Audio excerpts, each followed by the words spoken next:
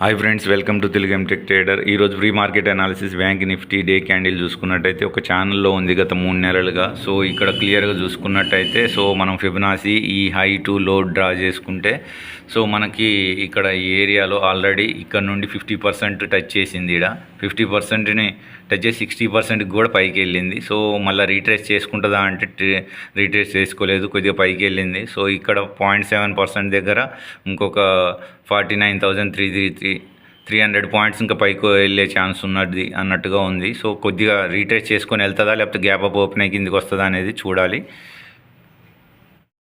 So friends, ఇక్కడ 15 నిమిషాల candle bank Nifty చూసుకున్నట్టయితే మనకి ఇది ఒక ఛానల్లో ఉంది. సో ఇక్కడ ఈ ఏరియా, సో ఈ హై, సో ఇక్కడ నుండి రివర్స్ తీసుకుంది. సో ఈ రేంజ్లోనే మార్కెట్ ఉండే అవకాశం కూడా ఉంది. సో దీని నుండి పైకి వెళ్తేనే బై సైడ్ తీసుకోవాలి. తర్వాత దీని సైడ్ నుండి కింది ఇక్కడ బ్రేక్ డౌన్ చేస్తేనే 48,600 కింద నుండి వస్తేనే మనకి డౌన్ సైడ్కి చూసుకోవాలి. సో ఇది రేంజ్లో సైడ్ వేజ్ ఉండే ఆస్కారం అయితే ఉంటుంది.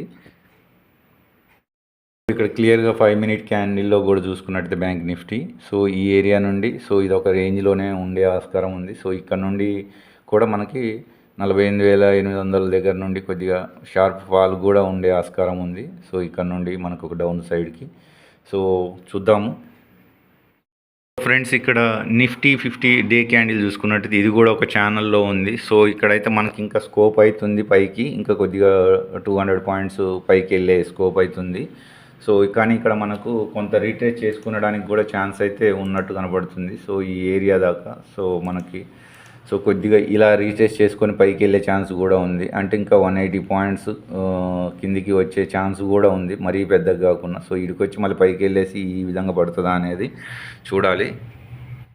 ఫ్రెండ్స్, ఇక్కడ 15 నిమిషాల క్యాండిల్లో చూసుకున్నట్టయితే ఈ హైని బ్రేక్ చేసుకుంటే ఇంకొక 100 పాయింట్స్ పైకి వెళ్ళే ఛాన్స్ ఉంది 23,000 కాన్ నుండి. సో ఇదే రేంజ్లో ఉందనుకో మార్కెట్, కిందికి సపోర్ట్ తీసుకోవడానికి కూడా ఇది ఒక ఏరియా ఉంది. 22,800 దగ్గర మనకు ఒక సపోర్ట్ అవుతుంది. సో ఈ రేంజ్లోనే ఉండడానికి.